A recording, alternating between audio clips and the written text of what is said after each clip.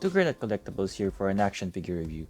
Today we are looking at the 2022 Hasbro Marvel Legends Siryn, part of the X-Men Bonebreaker Build-A-Figure wave. She comes in a standard Marvel Legends box. The comic book art on both sides and the back is by David Nakayama. Short read-up on the back says, inheriting her mutant sonic scream from her father Banshee and raised by her criminal uncle Black Tom Cassidy, Teresa Cassidy forges her own heroic path with X Factor as Siryn.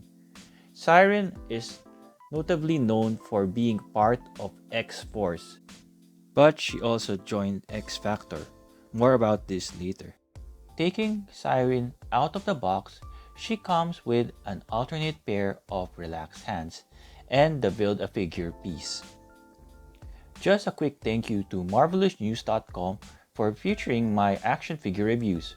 For more action figure news, check out MarvelousNews.com, link on the description below. Here we have Teresa Cassidy. She comes with an amused facial expression and a closed mouth. However, her lips are well painted. Her orange hair with no shading is swept on one side. Her cape is made of very thin cloth that can rip easily. This is similar to the one that came with Shikla and the Retro Storm. It is strange how Hasbro decided to attach a part of the cape to her shoulder. This can easily be broken into two if moved incorrectly. The solid painted lines are only on one side of her cape. The yellow paint on her body is shiny and glossy, similar to Retro Rogue. Her back is plain green, dark green. The only painted line here is the yellow on her backside, and it's not that good for my figure. In terms of her boot, the cuffs of her boot seems to be firmly attached or glued on. This does somewhat limit the articulation of her feet. Looking again at her cloth, as you can see, the solid painted green lines are only on one side of her cloth, on the back part, and it does look flowy most of the time, and it's a bit difficult to get it to rest all the way down her back like how she looks like in the comic books, because the cloth will just snap back up. And what's so bad about this design is the bottom of her cape is not painted. It's like a see-through type of cloth wherein the solid paint on one side is seen on the back, and it does not really look good. It should be painted on both sides of the cape. Again, you can see how difficult it is to move it, because I am always worried that I might just simply break the cape. That's how fragile it is. The best way of posing this action figure is where the top of her cape can be seen. Siryn's first comic book appearance is in Spider-Woman number 37, published December 1980. Her first appearance costume shared the same colors as the action figure. Instructed by her uncle Black Tom, Siryn used her sonic scream to break a vault. Spider-Woman disrupted, but it was really no match. It was 3 against 1. The Juggernaut easily defeats Spider-Woman. Siryn left her evil foster parents, Juggernaut and Black Tom. However, their paths crossed again in X-Force number 3, published October 1991. This time, Siryn is one of the good guys.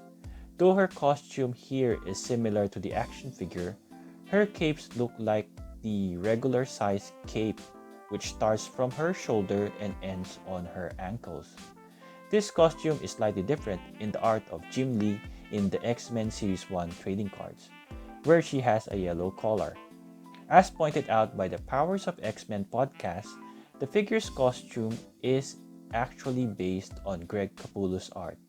It debuted in X-Force number 19, where the whole team got new costumes. With regards to the product read-up, she was a part of X Factor investigations under the leadership of Multiple Man. One of Jamie's duplicates ended up sleeping with Siryn and Monet on the same night. Siryn eventually gave birth to Multiple Man's son. However, as Jamie held his son, it glowed and he unwillingly absorbed it like one of his duplicates. That brings a tragic end to Siryn's relationship with Jamie. Out of the box, she comes with a pair of closed fist hands. Her alternate hands are open, grabbing hands. In terms of height, the action figure is 15 centimeters or 5.9 inch tall. In terms of the info trading card, it says that Theresa Cassidy is 5 feet 6 inch tall. Here are some Marvel Legends size comparisons, beginning with Wolverine and Cyclops, Jubilee and Jean Grey. Next, we have other figures from the waves, Darwin and Vulcan. Other figures from the wave, Sabretooth and Maggot. Next, we have Havoc and Polaris in their classic costumes. Next is her bad foster parents, Black Tom and Juggernaut. She can look from side to side. She can look up but not that much because of her hair. She can look down. Her arms can extend that far. She cannot do a full 360 without the cape hindering it. She has a bicep swivel, double jointed elbows. Her wrists can swivel and hinge forward and back. She has a swivel on the torso, the upper torso. She can do a split. She has a upper thigh swivel right here. Double jointed knees, finless as well. She can kick this far and her feet can hinge forward and back, and she has an ankle rocker.